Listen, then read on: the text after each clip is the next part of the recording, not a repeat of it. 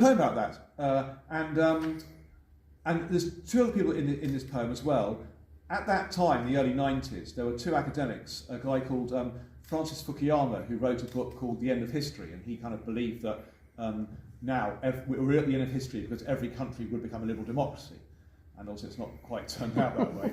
And there was another guy called Samuel P. Huntingdon who wrote a book called The Clash of Civilizations. And his view was that all the wars that we're going to fight, the wars that will be of any significance, will be wars not about money or land or even about religion, but about culture. And the book was called The Clash of Civilizations because he thought that was going to be the significant wars that will be fought from then on. So anyway, in this poem I imagine that Ezekiel has been to see the film Pulp Fiction. This is what he says. Yes, I am Ezekiel, and yes, I have seen Pulp Fiction. I will tell you about it. It was the fall of 1994, 3 years after the Cold War. Those days, not much need for my kind of pessimism. So when I heard the movie used words from my prophecy, I was flabbergasted. Took myself off to the flicks. I would guess at least one of you here can mimic some of the scene. Samuel L. Jackson and John Travolta stroll into the apartment of Brad, a nervous young man who's double-crossed the gangland boss. Jackson raises his revolver, renders Ezekiel 25:17, then lays down vengeance. Afterwards, I sat in a diner, rigid and speechless. It wasn't just that scene. I hated the whole movie. The casual brutality, the needless obscenity, the drugged-up stupidity, the sexuality. I looked one way, then the other. On the next table, I saw the likenesses of Samuel P. Huntingdon and Francis Fukuyama, two acclaimed academics of the moment.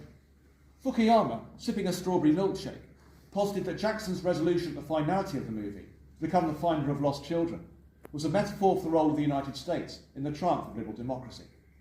I clapped my hands, stamped my foot, leaned over and shouted, I never uttered that garbage about the finder of lost children. It's an accretion, added in by a producer to give some kind of grandeur to two gunmen more concerned by the naming of a hamburger than the collateral loss of human life.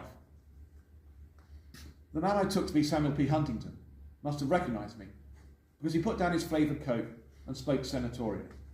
Mister, the stuff about the burgers, it's irony, marker of our civilization, a cultural shibboleth that unites us with our allies. The Spirit of the Lord came down upon me. I leapt up onto the red Formica table, ripped out what remained of my hair, pointed my finger at everyone in the dining room and screamed, see how my hair is scattered? One day your children will all be scattered. That got me an involuntary commitment to a psychiatric institution on the grounds of perceptual abnormalities. I would call them visions. Delusional grandiosity. Well, I am a holy prophet, and violent and violently sexual thoughts. These days when I open the Bible and read what I wrote, I can understand that concern. Misogyny in chapters 16 and 23, for example, but listen to this. My country had been conquered by the world's first superpower. I'd witnessed all the horrors of war. You should not need me to remind you what those are. Then, transported to a foreign land, I'd been made to kneel before gods that were not my gods, and to sip on a culture that I found ridiculous. Of course, I had dark thoughts.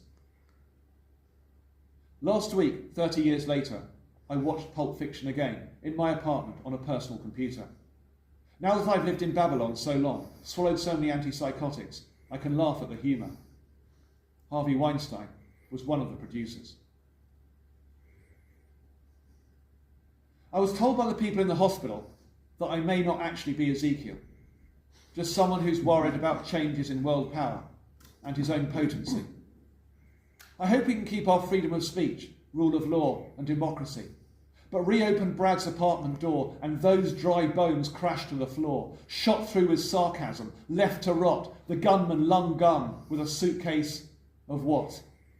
Money they'll give to a gangland boss. If we can speak the truth bravely, we can make those dry bones live, even in a valley of fear. I think we should all go home now. That's probably a good idea. Thank you.